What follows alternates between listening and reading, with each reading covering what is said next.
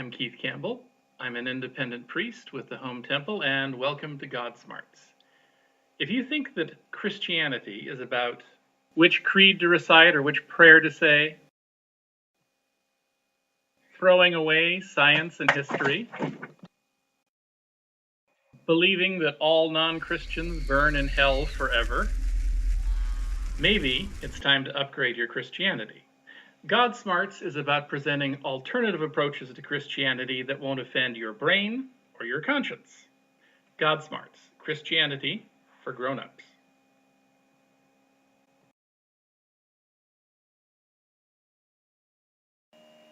All right, in this episode, I would like to talk about what I consider the number one rule for following Jesus. Now, before I get into that rule, I have to ask a question. Why is it that so many of the people who claim to be following Jesus act in such contradictory ways? I'm not saying that Christians don't live up to their own standards. Nobody lives up to their own standards. But why is it that people come to such completely opposite opinions about what it means to follow Jesus in the first place? For example, some people believe that being a Christian requires violence. Others believe it means trying to prevent violence. Some are inspired by Christianity to hate people. Others are inspired to serve people. Some Christians attack people of other faiths. Others find common ground with people of other faiths. Now, most of these Christians claim that they're just following what the Bible says, what Jesus wants. How can Christians be so confused? Why isn't there some simple way to figure out what the Bible means, what Jesus wants? As it turns out, I believe there is. First, a little quiz. What is the most important quality, the most important thing you can have as a Christian? Well, many Christians would answer immediately: faith in Jesus. Wrong. The Apostle Paul says that after everything else is gone, three things remain: faith, hope, and love. And the greatest of these is love, not faith. In fact, most of the hating, violent, intolerant people in the groups I just described have faith in Jesus, or at least think they do. Paul says in the same chapter that if you have so much faith you could move mountains and don't have love, your faith is completely useless. Now, Jesus said much the same thing when he was asked which is the greatest of all the commandments. This was kind of a little game that scholars liked to play, because in the Old Testament there weren't just 10 commandments. The scholars analyzed them and said there are actually 613. And there were these endless arguments about which is the most important. Well, Jesus gave two. And they were very simple: love God and love other people.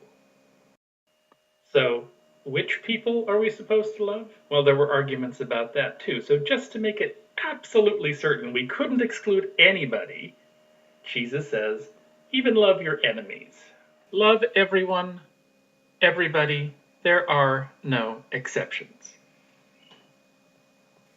And he went on to say that on this one principle of love hang all the law and all the prophets.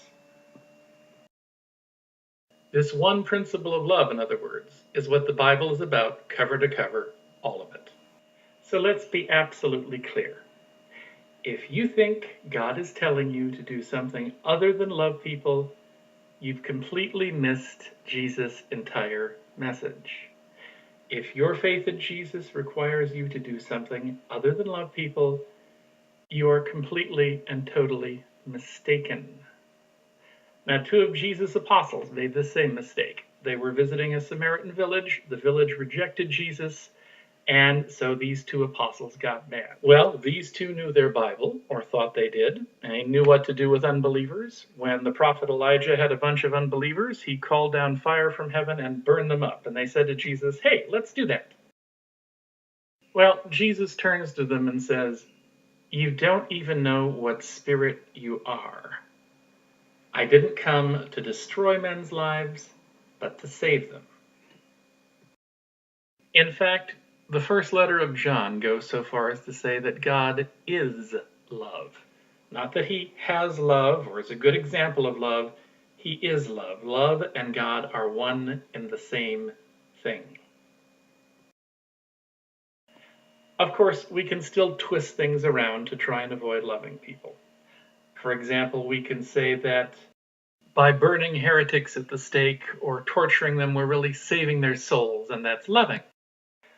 Or that by waving signs around and shouting at people, we're loving the sinner but hating the sin.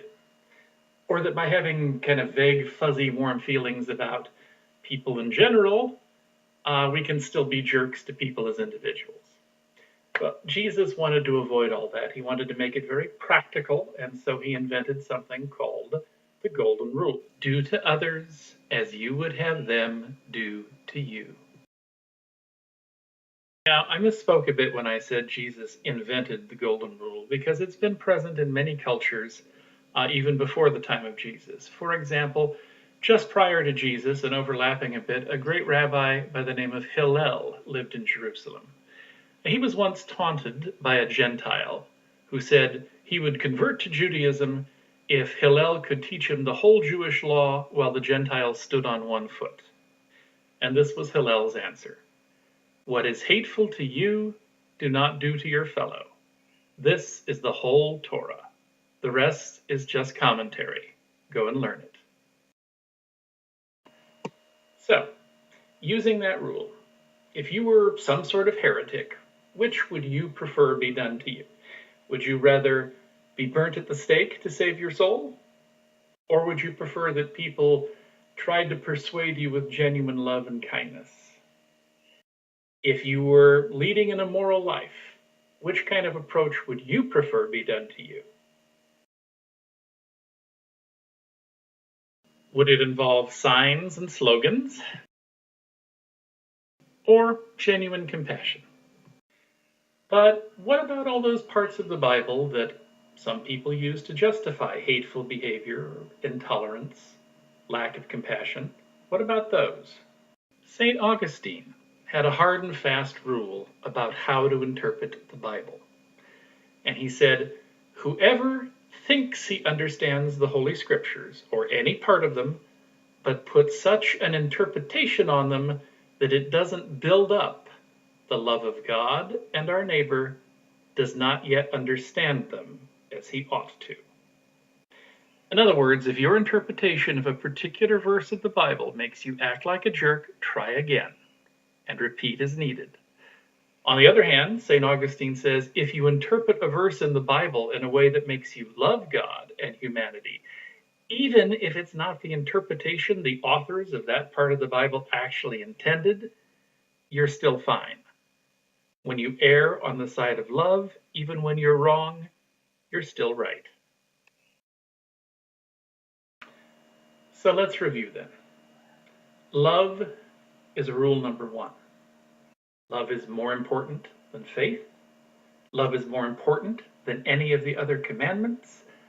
Love is the essence of what God really is. Love is the true interpretation of any verse in the Bible. And if your version of Christianity doesn't put love above everything else, then you don't really know what spirit you are. This is rule number one, and I'll keep going back to this in other episodes because it's so important. Just this one thing can save your Christianity and your following of Jesus from going completely off the rails in so many ways. So I'd like to conclude with the words of St. John of the Cross. In the evening of life, we shall be judged on love alone. I hope you enjoyed this episode of GodSmarts.